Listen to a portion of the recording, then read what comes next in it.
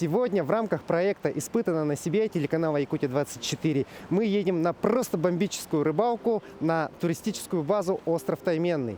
И одна из, скажем так, фишек нашей поездки является то, что мы выезжаем с города Якутска на маленькой малолитражке. Это машина Mitsubishi Minica 0,7 объемом, и мы сейчас попробуем на ней доехать до туристической базы «Остров Тайменный».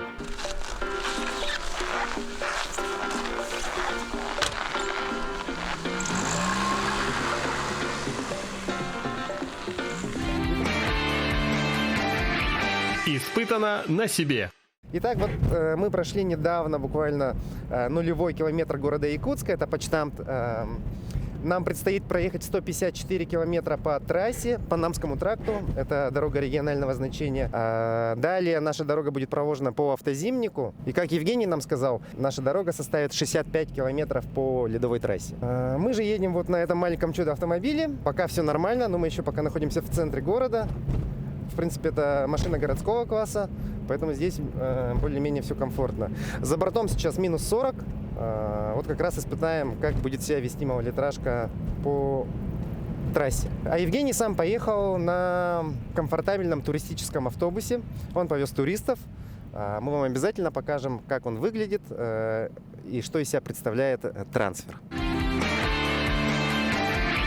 Испытано на себе.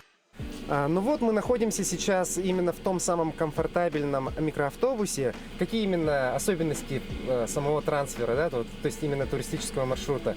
Особенность в нашем маршруте заключается в следующем. Расстояние от города Якутска до туристической базы 200 километров. По следованию маршрута мы посещаем такие замечательные места, как граница Намского и Якутского района, где расположена красивая стелла. Следующее место – это площадка. Это именно смотровая площадка? Да, смотровая площадка долина Янцели. Дальше мы проезжаем деревни и оказываемся в село Намцах, Намского района, столица Намского района.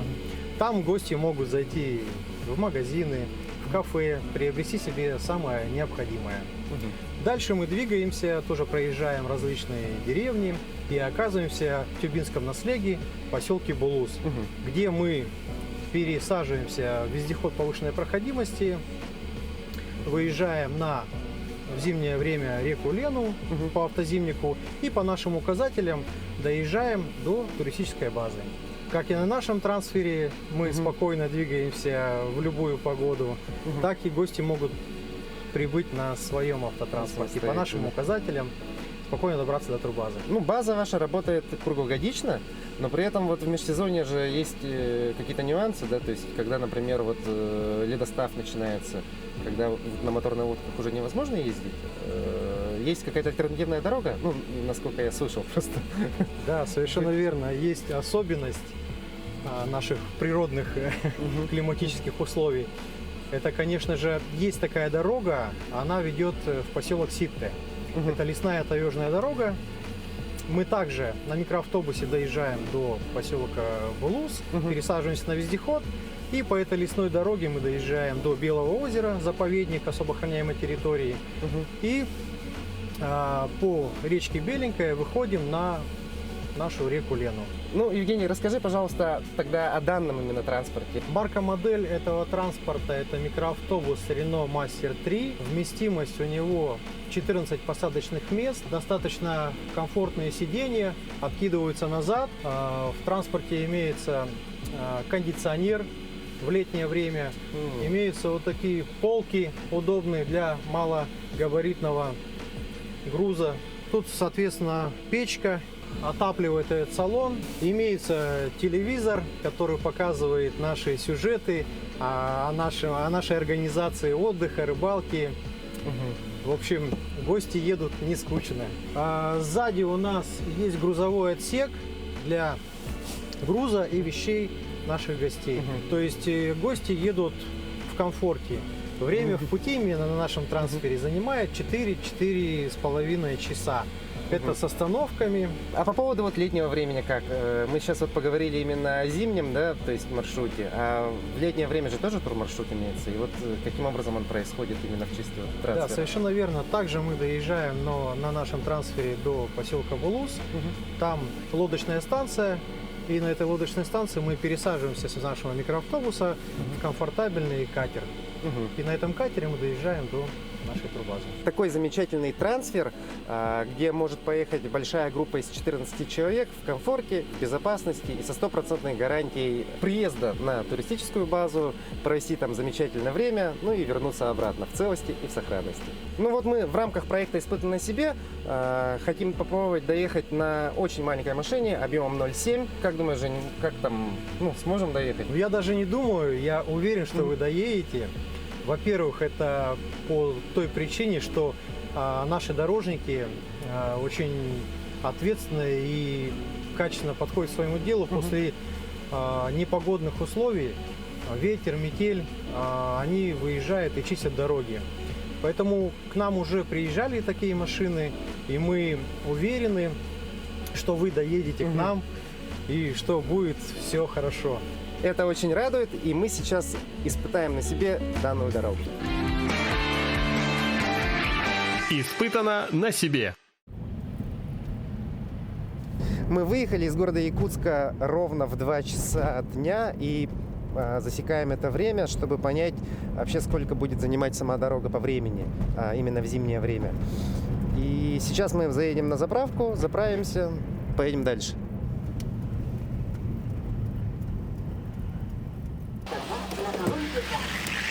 Машина маленькая, мы заправляем ее 92-м бензином. Здесь бак буквально 28 литров, будем заливать полный.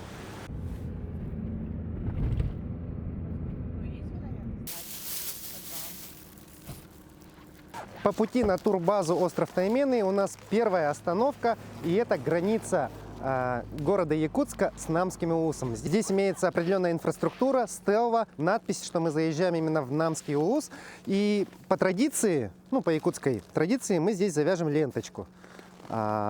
Ленточку мы вяжем там, где и все повесили.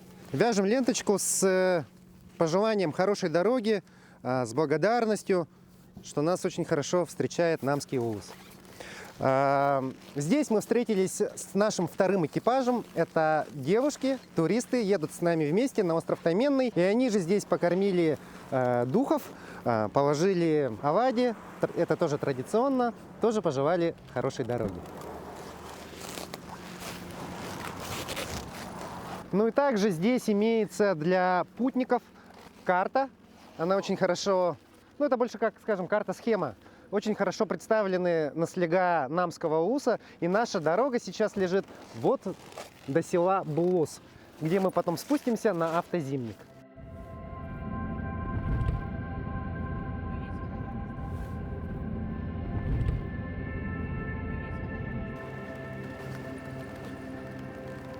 Итак, мы приехали на вторую точку остановки.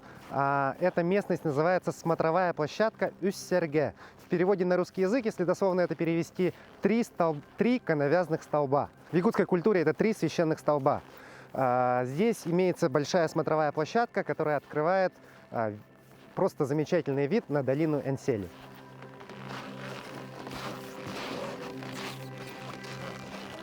Смотровая площадка является местом остановки множества путников, на которой можно полюбоваться прекрасным видом долины. Здесь туристы могут запечатлеть отличные фото и видеокадры для своего контента, или просто на память. Площадка также оборудована смотровым биноклем, что придает местности определенный колорит. Ну а мы двигаемся дальше. Впереди у нас еще долгая дорога по Намской земле. Световой день уже близится к концу, ведь в Якутии еще зима. И солнце начинает садиться довольно рано. К примеру, в 5 часов вечера будет уже совсем темно. А мы надеемся пройти хотя бы большую часть пути в светлое время суток. Что касаемо именно самой машины. Объем двигателя здесь 0,7. Машина 4 ВД. Обклеены стекла в круг.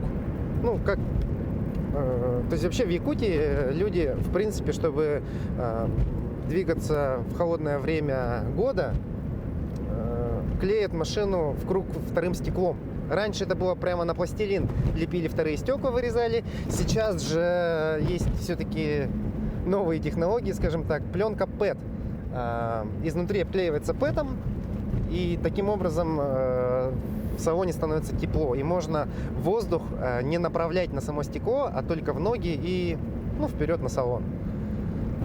За бортом сейчас минус 40, февраль месяц, довольно-таки холодно, а мы едем, в принципе, в комфортных условиях. В целом, Намский УЛУС славится тем, что является родиной известного революционера и советского политического деятеля Максима Кировича Аммосова, который сыграл ведущую роль в образовании ЯССР и становлении автономии Якутии. Так, в 2022 году, к столетию празднования образования ЯССР, Намский тракт был полностью отремонтирован, и асфальтовое дорожное покрытие было проложено до села Хатырык, родного поселка Аммосова. Ну а далее остается всего лишь 30 километров до автозимника по грунтовой трассе.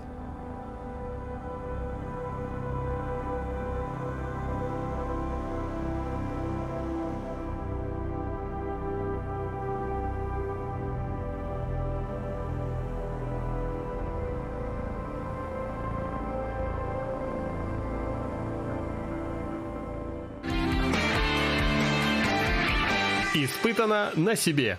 Мы добрались, в общем говоря, до села Булус. Дальше у нас будет дорога по автозимнику. И вот как раз непосредственно в Тюбинском наследии, село Булус, имеется кафешка. Она работает только в зимнее время пока. Мы здесь решили остановиться и попить кофейку.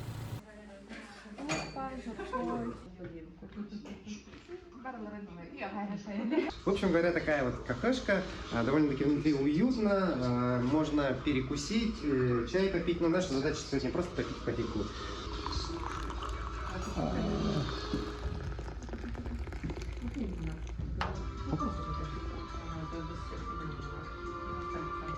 Сейчас присядем за столик, попьем наш кофе и поедем дальше. Мы вышли из кафешки, сейчас 6 часов вечера, на улице уже темно. Мы выехали на ледовую трассу, и здесь вот первый указатель.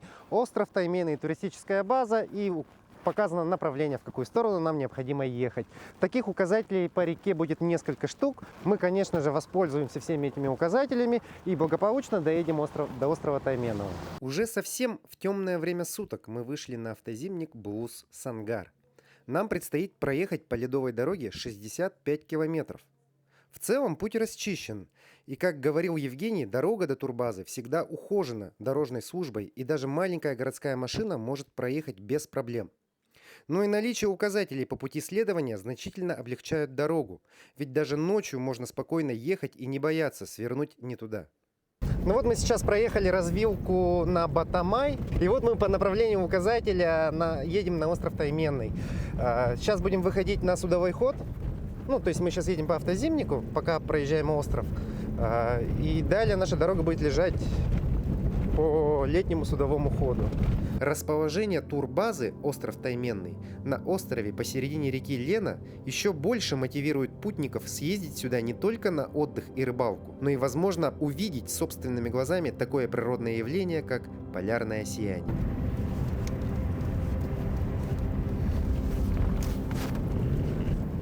Итак, мы выехали из автозимника, повернули на левый берег, согласно указателю, и вот въезжаем на территорию туристической базы остров Тайменный.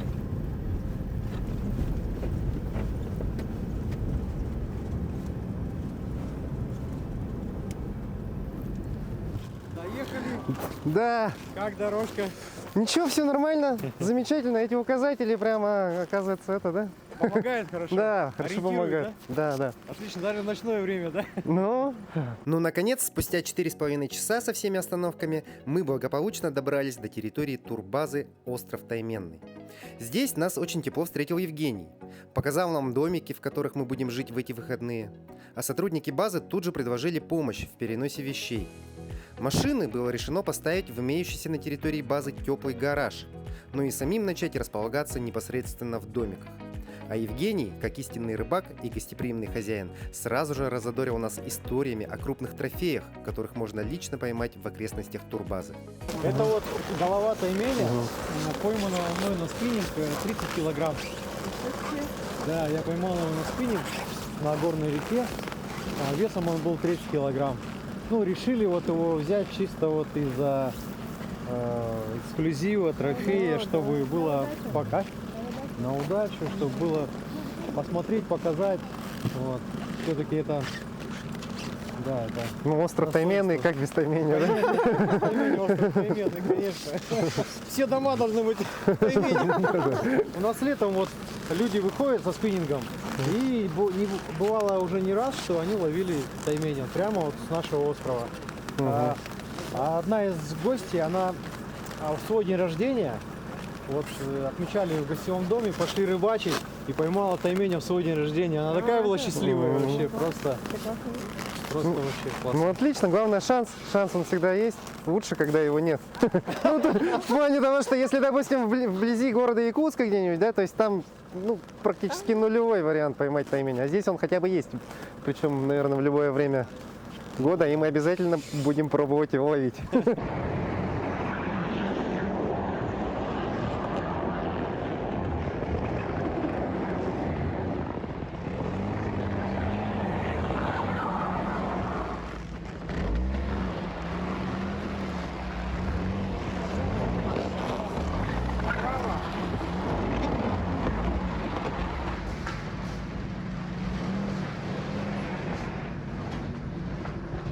Вот таким образом мы припарковались в гараже туристической базы «Остров Тайменный».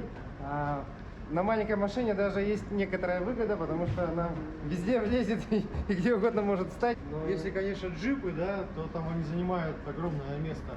А если такие машинки, они, конечно, компактные. Да, Раз.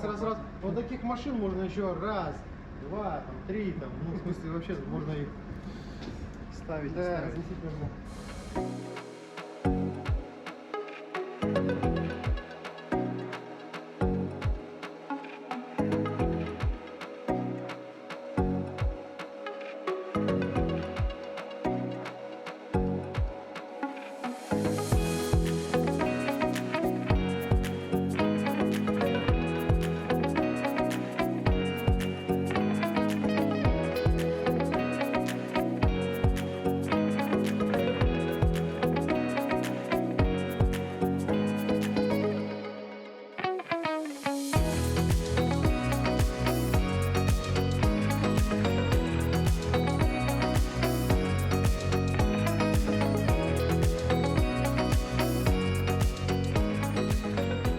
Итак, дорогие друзья, мы находимся в одном из домиков острова Тайменного. Мы здесь будем сегодня располагаться. Но здесь именно вот этот домик, скажем так, женский. Ну, то есть мы его определили как место ночевки именно девушек. Наш домик находится немножко в другом месте.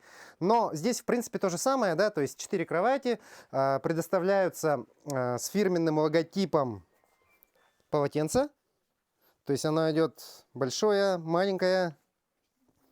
Это нам, скорее всего, понадобится для того, чтобы принять баню. Вот прям такое большое. Но это будет чуть позже. Также предоставляется постельное белье, которое премиум класса. То есть именно на это делается большой акцент. Также смотрим здесь.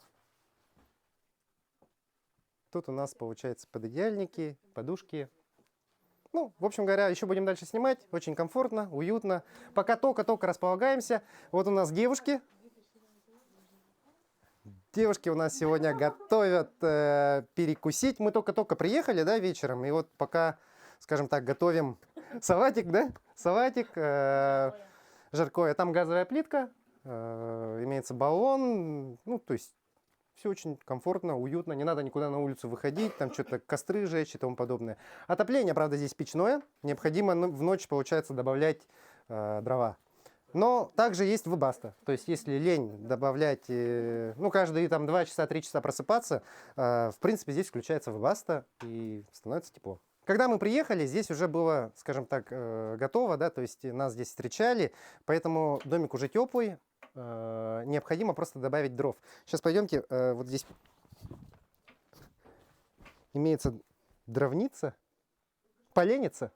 Мы сейчас возьмем немножко сырых и сухих.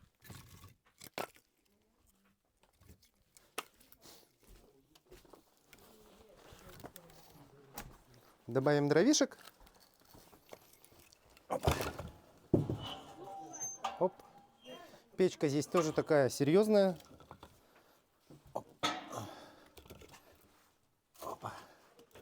Ну и сухих надо как-то вот так раз.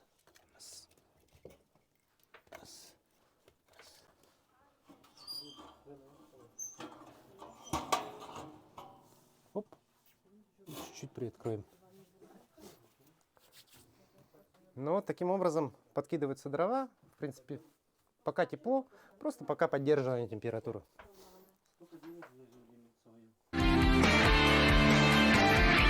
Испытано на себе. Мы сначала побывали в женском домике, ну, то есть где именно расположились девушки, а теперь гостевой домик номер 2. Здесь будем располагаться именно мы. Это вот съемочная бригада, водителя. Ну, давайте пойдемте посмотрим.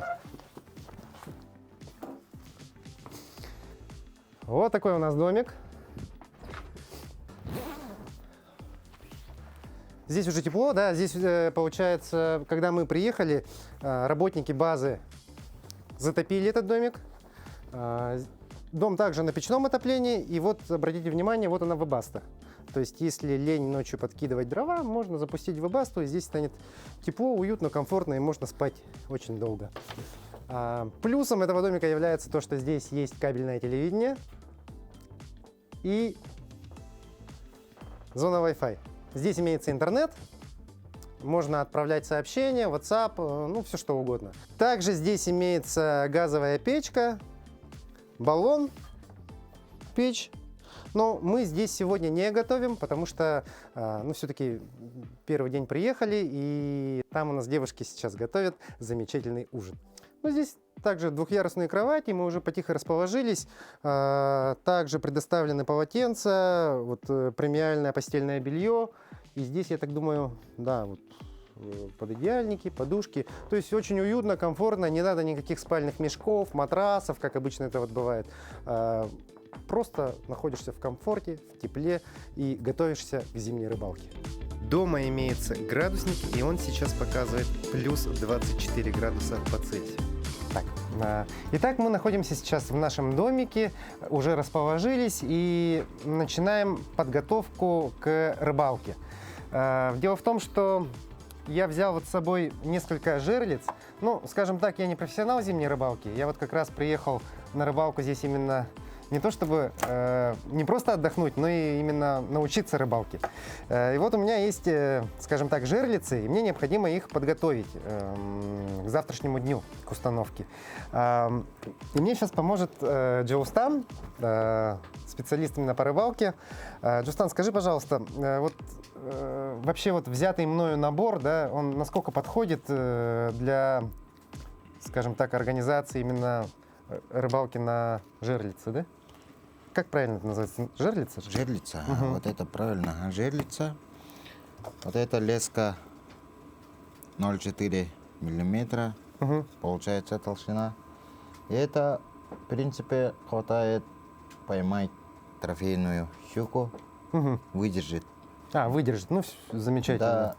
До 10 килограмм выдержит леска. Хорошо, и что мы делаем? Мы, получается, сейчас леску наматываем. Оснащаем сюда. Леска метров 14, ну, 15 хватает. То есть нам надо будет как-то отмерить? Да. И все. Сейчас вот начинайте. Ага, так, я сейчас В сторону. Так. Давай. 2, 3. Интересный способ подсчета. 4.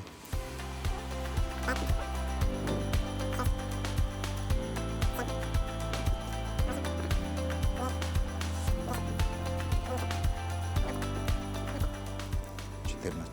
Все, хватит. Ага. А подскажи, пожалуйста, я вот сейчас заметил, да, вот ты держишь, грубо говоря, руку с одной стороны и здесь разматываешь и считаешь вот первый метр. Поэтому. Сколько раз делает оборот? Да. Оборот.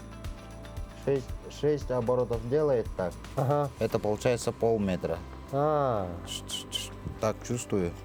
Ну, это уже как это профессиональные, видимо, какие-то навыки, да, получается.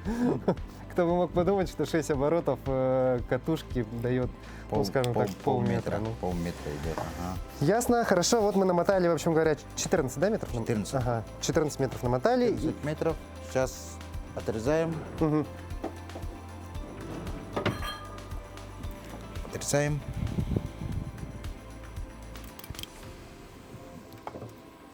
И сюда вот поводок обязательно нужен. Ага, это просто обычный, ну вот это ты из набора взял, да? Да. Ну, ага, хорошо. Так, сейчас это. Ага. Поводок флюорокарбон. Угу. Сейчас сначала в первую очередь грузик. Так, ты сейчас, получается, намотал просто узелок, Ага, узелок. петли, ну, петля получилась. Петля. Ага. Ага. И это, грузик сюда. Грузик, чтобы играл. Чтобы ходил. По леске, да? По леске. Ага. Надо, чтобы он ходил по Ага. леске. И сейчас поводок. Так, вот есть у нас, в общем говоря, Ага. грузик на леске, Грузик. который спокойно перемещается. Да-да-да. Да, то есть, обратите внимание, он получается очень спокойно ходит. Мгм. И вот таким вот простым образом. Как бы почти, ну, Да. ну, да. Ну так. Ну через петлю само себя цепляет. Все, понял, ага. Все. Вот все уже это. Жерлица практически уже готова. Мгм. Мгм. Так это получается двойник. Рыбу берем, Мгм. живца, Ага. через жабры. Главное не повредить жабру. Пропустить. Ага. Через рот вытащили поводок. Поводок, ага, без крючка, ну. Ага, без крючка. Ага. Потом только двойник. Так, сюда цепляем. Так, Мгм. и все. Живец уже. Живец живой. Мгм. Все, отпускаем, получается, в лунку. Просто в лунку оставляем. Хорошо. А вот этот грузик, почему он должен бегать? То есть Он должен бегать, чтобы рыба спокойно ходила. То есть рыба может и наверх подняться, и вниз спуститься. Чтобы спокойно ходила. Все понятно. Груз Да. всегда лежит на земле, а леска туда-сюда Ага, бегает. ага. Все понял. Допустим, если он будет здесь будет привязано, да? Мгм. Рыба так будет только ходить, да? Мгм. Вот. Сантиметров Ну-ну-ну. 15. А здесь она будет гулять. Сколько его. Ага. Все понятно. А вот 14 метров. У нас сейчас глубина, вот куда мы завтра поедем ставить, там, ну, примерно Там ото льда метра 3. от льда метра 3. льда. То есть получается 3 метра глубина, вот груз падает, Ага. и 10 метров может, в принципе, рыба, ареал рыбы получить. Не-не-не-не. Мы будем там уже регулировать по местности. Ну то есть это определенная особенность, Ага. и это мы уже тогда Да-да-да. посмотрим непосредственно на лунке. Ага. Ясно, понятно. Ну, у меня, в общем говоря, еще 3 жерлицы, я понял принцип. Большое спасибо. Буду дальше собирать, в общем говоря, свои жерлицы. Еще, кстати, скажи, пожалуйста, вот это вот вообще само по себе что, для Вот чего? это вот получается вот сюда вот вставляем. Мгм. Все, допустим, отпустили Мгм. наш грузик. Вот дно почувствовали. Мгм. От дна чуть-чуть, чтобы рыба была от дна 15 сантиметров делаем. Ага. Чувствуем это тоже. Это тоже надо чувствовать. Ага. И все. И закрываем. Закрываем, Мгм. получается. Хищник ходит, щука, например, да? Мгм. Подходит, взяла наживку, все, сработало. И Всё, ты можно уже идти. видишь. проверять рыбу. А, Все да. понятно. Ну, спасибо большое. Какие-то нюансы именно непосредственно на лунке уже испробуем. А я сейчас тогда начну собирать остальные жерлицы. В принципе, получается тот набор, который я притащил, это ну, рабочий, Да, да, рабочие. Все, замечательно. Спасибо большое. До завтра уже, да, получается? До завтра. Ну вот, профессионал нам показал, как все это правильно собирать. Впереди у меня еще работы много. Встретимся непосредственно на лунке. Ну вот, таким образом мы благополучно прибыли на турбазу «Остров Тайменный». Конечно, было бы лучше воспользоваться предлагаемой услугой трансфера и провести время в пути на комфортном автобусе. Но мы решили испытать дорогу на маленьком городском автомобиле. И у нас получилось доехать до базы за 4,5 часа с остановками. Проехали, в общем, 220 километров, потратив при этом чуть больше половины бака, что составляет около 15 литров 92-го бензина. Вечер прибытия был посвящен отдыху после дороги и подготовке к зимней подлетной рыбалке. Сон в тайге на свежем воздухе и при этом в теплых домиках на кроватях с ортопедическими матрасами, с приятным постельным бельем полностью восстанавливает физические и морально-духовные силы человека. И я понял, что сюда можно приезжать просто отдохнуть и восстановить энергию. Ну а нас ждет с утра легкий завтрак и поездка на зимнюю подледную рыбалку.